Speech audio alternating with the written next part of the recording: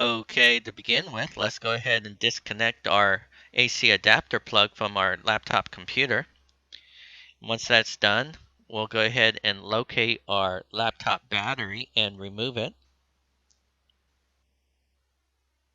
At this point, we can go ahead and start to open up the back panels on your laptop computer. Right here is your disk, and your laptop memory is right in here. Sometimes there's a lid, but in this case it's not. I have to actually remove several panels here, and I'm going to do that quickly. Once I have all the screws unscrewed, I'm going to go ahead and pop the lid off the hard drive cover here.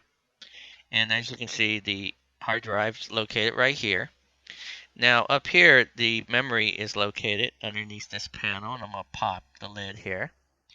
That allows us to see the hard drive, the fan, the CPU, and of course our memory.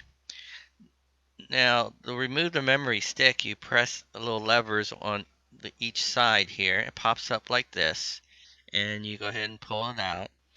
And what we want to take note of here is the little groove on the memory stick.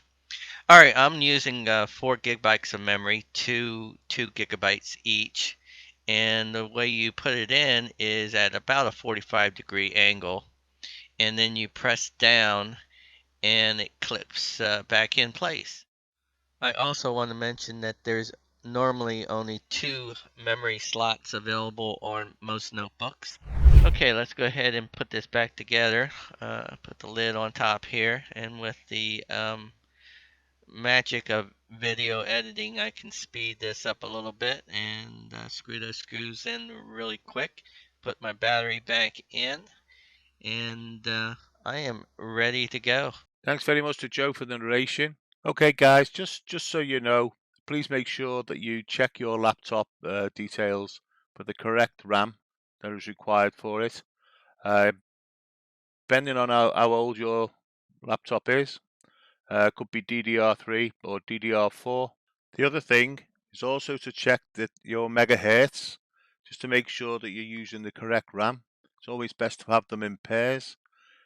You may also have a new laptop where it's actually built in to your motherboard, in which case you will not be able to replace it. This is predominantly for anyone who's just trying to give their laptop a bit of a boost. That information you'll find on Google.